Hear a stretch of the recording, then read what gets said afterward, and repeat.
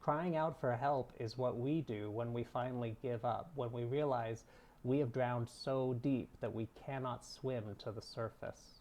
We cry out for help when we are drowning, and God lifts us up out of the waters, out of the chaos of the world, from under the face of the deep. We're salvaged, we are saved, we are caught in a net of God's own making, and pulled into a boat of salvation, in the open air and in the light of day once more.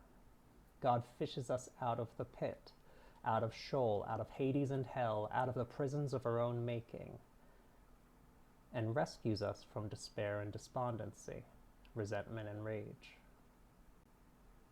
What would it take for you and me to fish for those people?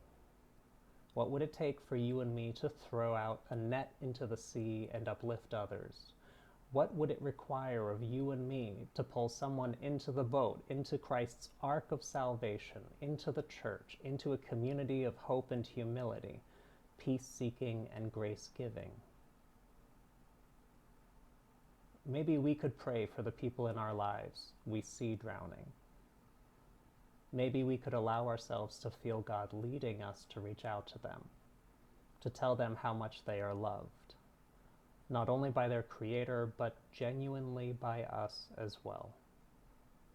Maybe we could befriend them, listen to them, and hear their stories.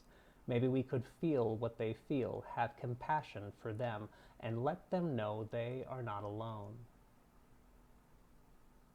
Maybe they would begin to feel like they could breathe again. Maybe they would start to feel like they were able to open their eyes and see the sun again, to be able to see the world around them, God's creation as it is, and their Creator beholding them.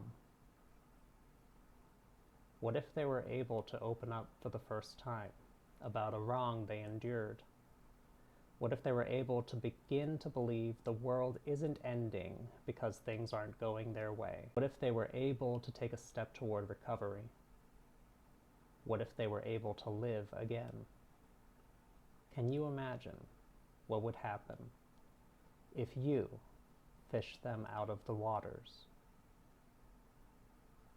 I would love to hear about it, and I invite your response.